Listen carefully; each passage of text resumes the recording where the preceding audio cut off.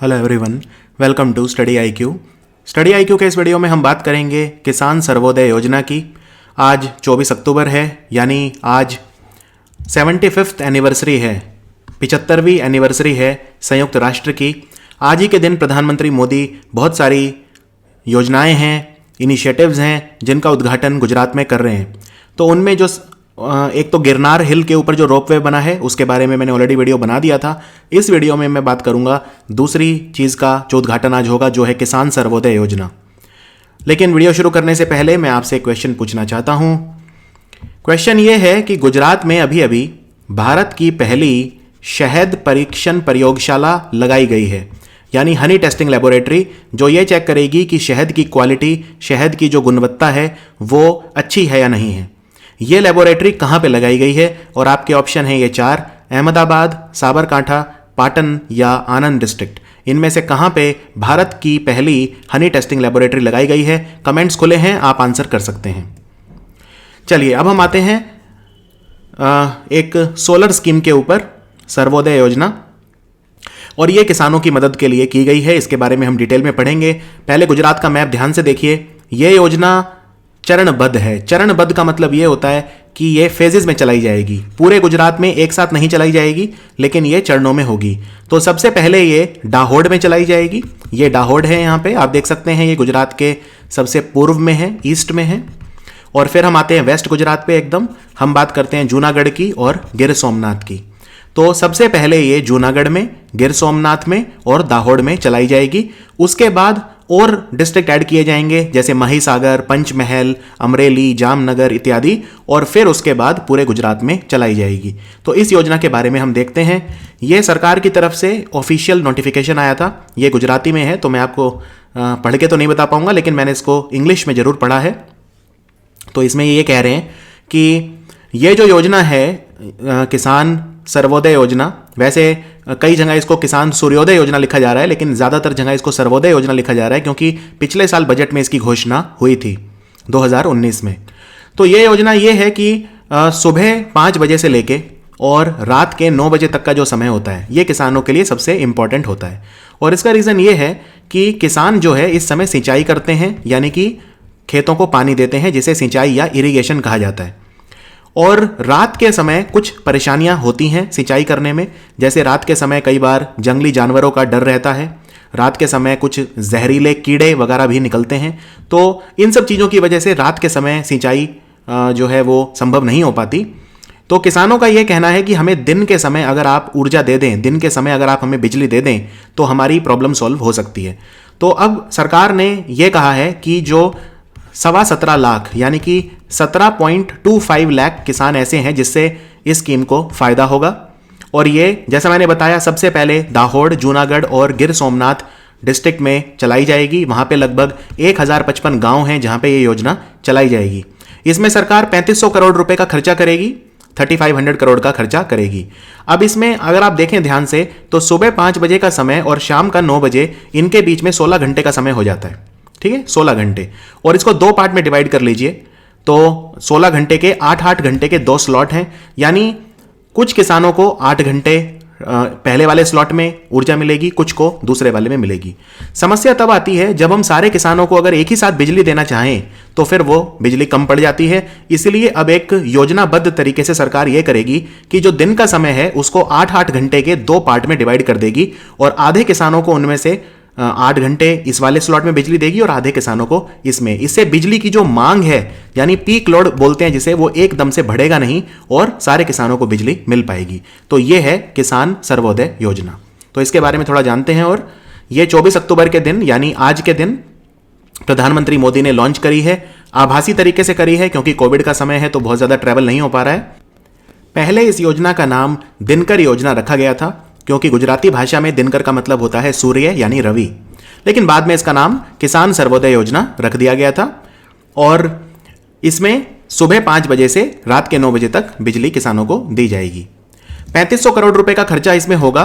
और सरकार कह रही है कि 2023 तक इस योजना को लागू करने के लिए जो भी हमें इंफ्रास्ट्रक्चर बनाना होगा वो हम बना देंगे, क्योंकि एक सूर्य की जो ऊर्जा है उससे बिजली बनाना एक बात है, लेकिन उसको लोगों तक पहुंचाना, उसके लिए ट्रांसमिशन चाहिए, उसके लिए हमें बिजली का विपणन करना होगा, बिजली का ट्रांसमिशन करना होगा। तो जो ट्रांसमिशन इंफ्रास्ट्रक्चर है वो बनके तैयार हो जाएगा 2023 तक, यानी सरकार 2023 तक गुजरात के चप्पे चप्पे में ये स्कीम पहुंचा पाएगी। ठीक है, तो अलग अलग तरह की इसमें ट्रांसमिशन लाइनें बिछाई जा रही हैं। जैसे 66 किलोवाट ट्रांसमिशन लाइन है, लगभग 3490 सर्किट किलोमीटर की जो ट्रांसमिशन लाइन है वो बिछाई जा रही है। इसके अलावा 220 किलो वोल्टेज क्षमता के जो सब स्टेशन है वो भी बनाए जा रहे हैं। अभी सबसे इमीडिएटली 1055 गांव कनेक्ट कर दिए गए हैं दाहोद, जूनागढ़ और गिर सोमनाथ के। उसके बाद दूसरे जो डिस्ट्रिक्ट हैं वो भी जोड़े जाएंगे, जैसे फॉर एग्जांपल पाटन, माहीसागर, पंचमहल, छोटा उदयपुर, खेड़ा, तापी, वलसाड, आनंद, ये भी जोड़े जाएंगे। और 2022-23 तक पूरे गुजरात के डिस्ट्रिक्ट सारे जोड़ दिए जाएंगे इस योजना से। 17 लाख किसानों को इससे फायदा होगा। तो जो गुजरात के किसान हैं उनकी काफ़ी लंबे समय से डिमांड थी ये कि जो दिन के समय उनको बिजली दी जाए, क्योंकि रात के समय जो पॉइजनस इंसेक्ट हैं या जो वाइल्ड एनिमल्स हैं उनका खतरा रहता है। अभी सरकार ये कह रही है कि एकदम से 8-8 घंटे के 2 स्लॉट में बिजली देना संभव नहीं हो पाएगा, इसलिए हम 3 स्लॉट भी बना सकते हैं, जिसमें हम 24 घंटों को 3 भाग में डिवाइड करेंगे 8-8 घंटे के। तो कुछ लोग हैं जिन्हें हम दिन में बिजली देंगे, कुछ को दिन और रात दोनों में देंगे, और कुछ को हम सिर्फ रात में बिजली देंगे। तो इस तरह से भी स्लॉट बनाए जा रहे हैं। अभी इसमें काफ़ी इंप्रूवमेंट होना है स्कीम में, अभी तो सिर्फ नोटिफिकेशन आया है। और ये जो किसान हैं 17.25 लाख, इनको 3 भागों में बांट दिया जाएगा, 8-8 घंटे के 3 स्लॉट बना दिए जाएंगे और इनको रोटेट कर दिया जाएगा, जिससे किसी को ये ना लगे कि कोई फेवरिज्म हो रहा है। तो अगर किसी किसान को इस महीने मान लीजिए दिन में बिजली मिल रही है, तो हो सकता है अगले वाले उसमें उसे फिर कुछ दिन में और कुछ रात में मिले। यहाँ पे मैं कुछ और चीज़ों के बारे में भी आपको बताना चाहूँगा। जैसे गुजरात जो है सौर ऊर्जा के मामले में काफ़ी आगे है, इनफैक्ट पूरे भारत में सबसे आगे है। अगर मैं बात करूँ इस साल 31 अगस्त 2020 तक की एकदम लेटेस्ट, तो गुजरात में जो रूफटॉप सोलर इंस्टॉलेशन कैपेसिटी है वो 3088 मेगावाट पहुंच गई है, पूरे भारत का जो 24% है। ठीक है, 1/4 जो हिस्सा है, यानी पूरे भारत में 3000 मेगावाट क्षमता का जो सोलर रूफटॉप इंस्टॉलेशन है वो 1/4 उसका गुजरात में हुआ है।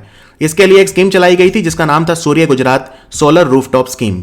सूर्य गुजरात स्कीम में यह था कि अगर आप अपने घर की छत के ऊपर रूफटॉप इंस्टॉलेशन करते हैं 3 किलोवाट तक का, तो फिर 40% सब्सिडी सरकार आपको देगी। और अगर आप 3 से 10 किलोवाट का सोलर इंस्टॉलेशन करते हैं अपनी छत के ऊपर, तो 20% सब्सिडी सरकार आपको देगी। इतना ही नहीं, अगर आपके घर की जरूरत के बाद भी बिजली बच जाती है तो फिर आप उसे सरकार को बेच सकते हैं ₹2.25 पर यूनिट के हिसाब से। तो इससे ये स्कीम काफ़ी हिट हुई है। 1 लाख लोग अब तक अपनी छत के ऊपर गुजरात में सोलर जो प्रोजेक्ट हैं, सोलर रूफटॉप इंस्टॉलेशन वो कर चुके हैं। गुजरात जो है वो पवन ऊर्जा में भी भारत में अग्रणी है, सबसे आगे है।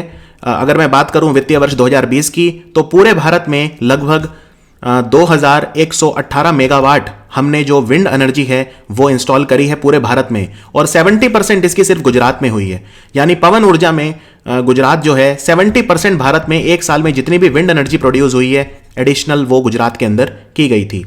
और हमारी जो सरकार है उसके टारगेट भी काफ़ी अच्छे हैं पवन ऊर्जा के और सौर ऊर्जा के।